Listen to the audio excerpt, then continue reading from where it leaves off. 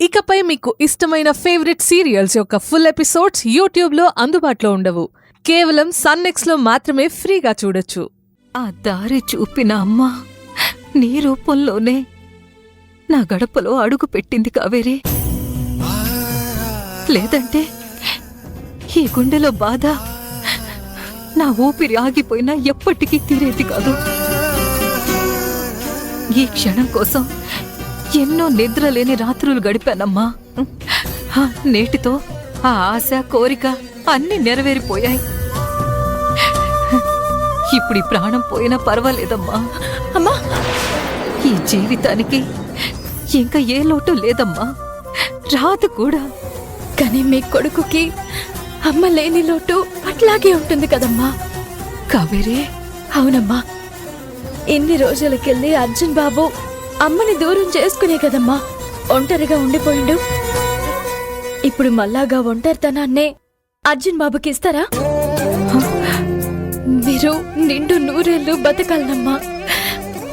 మీ కొడుకుతో ఇన్ని రోజులు కోల్పోయిన ప్రేమ, ఆప్యాయతలు మిగిలిన జీవితం మొత్తం సంతోషంతో అనుభవించాలి.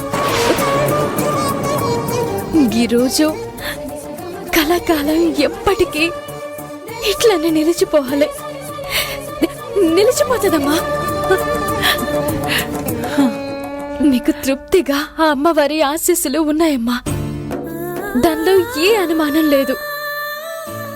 ఇయాల మీకోసం చేసిన హోమం పూర్తి కాకుండానే ఆగిపోవచ్చు, కానీ ఈసారి అట్లా ఆగదమ్మా.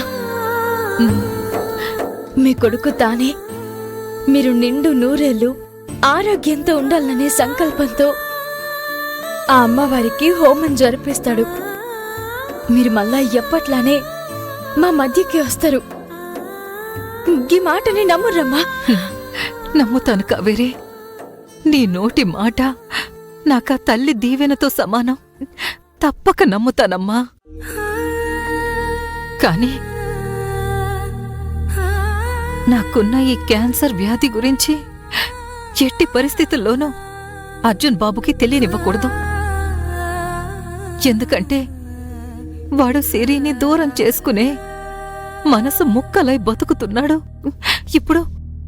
ఇప్పుడు నేను కూడా దూరం అయిపోతానని తెలిసిందంటే వాడు ఏమైపోతాడో ఒక్కసారి ఆలోచించమ్మా. మీరేమీ భయపడకండ్రమ్మా. అర్జున్ బాబుకి ఇవేవీ తెలవకుండా నేను చూసుకుంటా. మీరు మాత్రం ధైర్యంగా ఉండుర్రి, సంతోషంగా ఉండుర్రి. మీకేమీ కాదు. నా ధైర్యం నువ్వేనమ్మా. నాతో నువ్వున్నావు, నా కొడుకు ఉన్నాడు. ఇంకేంటి చెప్పు? నా సంతోషం మొత్తం మీ ఇద్దరే.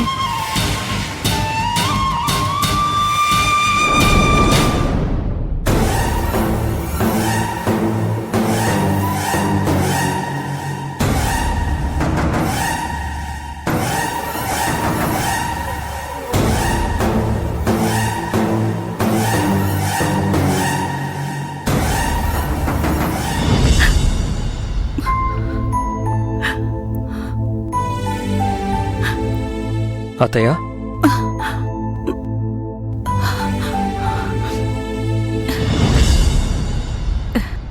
శివ. అత్తయ్య, ఇందాక మావయ్య నాతో చెప్పింది అబద్ధం కదా? నేను రాగానే ఆయన మాట మార్చి అబద్ధం చెప్పారంటే ఏదో ముఖ్యమైనదే నా దగ్గర దాచిపెడుతున్నారని నాకు అర్థమైంది. ఏం జరిగింది అత్తయ్య? దయచేసి నాతో చెప్పండి. మా రుక్మిణి అత్తయ్య ఎంతో, నాకు మీరు కూడా అంతే అత్తయ్య. ఈ విషయం నేను మీకు కూడా ఇంతకుముందు చెప్పాను. అత్తయ్య, ప్లీజ్ దయచేసి చెప్పండి.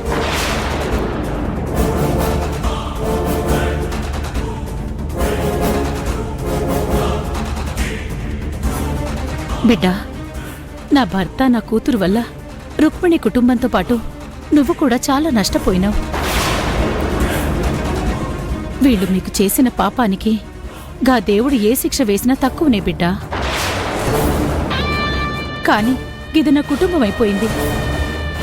తాళి కట్టినోడు కన్న కూతురు ఎంతటి పాపాత్ములైనా వాళ్ళు ఎటువంటి దుర్మార్గాలు చేసినా ఒక భార్యగా తల్లిగా మాత్రం నేను వాళ్ళ క్షేమాన్నే కోరుకుంటాను గాని ఇంటి మనుషులకు కీడు జరగాలని నేను కోరుకోలేను కదా బిడ్డా.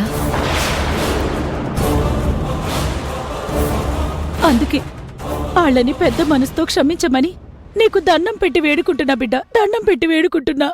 అత్తయ్య, నేను అడిగిందేంటి, మీరు చెప్తుందేంటి?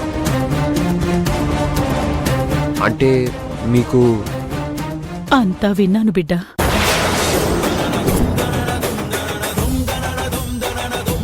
గంగతో నువ్వు మాట్లాడింది మొత్తం నేను వినేసిన బిడ్డా.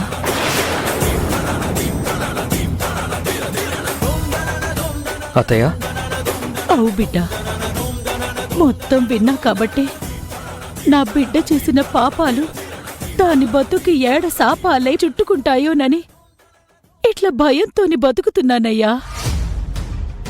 నా బిడ్డ మంచిదనో చెడ్డదనో నీతో చెప్పను, కానీ ఒక్క మాట మాత్రం నిజమయ్యా. దానికి నీ మీదున్న ప్రేమ అబద్ధం కాదు, కానీ దాని ప్రేమ స్వార్థంగా మారిందయ్యా. ఆ స్వార్థం వల్లే అది నిన్ను సొంతం చేసుకోవాలన్న పంతంతో కావేరి మీద ద్వేషాన్ని పెంచుకుంది. చివరికి ఆ ద్వేషమే దాన్ని ఇక్కడి దాకా తీసుకొచ్చింది. దాని ప్రేమ దాని బ్రతుకునే ఇప్పుడు ప్రశ్నార్థకం చేసుకుంది.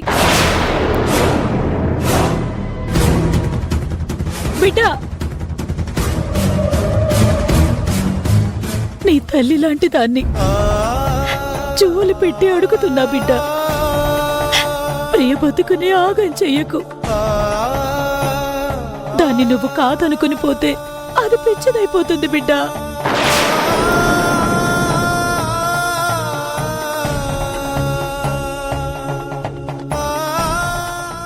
దాన్నట్లా చూసి నేను బ్రతకలేను. ఈ తల్లి బాధను అర్థం చేసుకో బిడ్డ.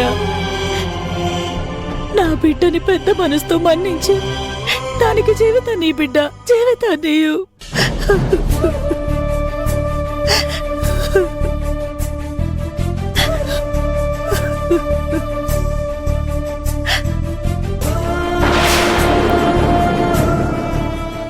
అంటే శివకి గంగ నిజం చెప్పేసిందా? శివకంతా తెలిసిపోయిందా? గుండమ్మ విషయం కూడానా?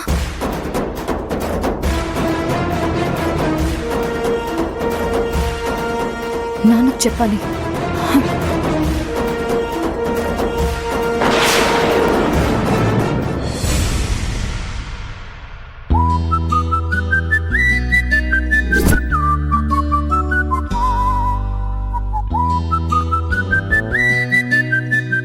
ఈ అమ్మాయి ఇప్పటికిప్పుడు నా కారు డ్యామేజ్ డబ్బులు కట్టడం, లేదా నేను ఈ అమ్మాయి ఇటు నుంచి ఇటే పోలీస్ స్టేషన్కి వెళ్ళి తేల్చుకోవడం. నీ దగ్గరున్న బంగారం ఆ బాబుకి ఇచ్చేసి ఆయనకి ఇవ్వాల్సిన డబ్బులు ఇచ్చేసి నీ బంగారం నువ్వు తీసుకెళ్ళమ్మా.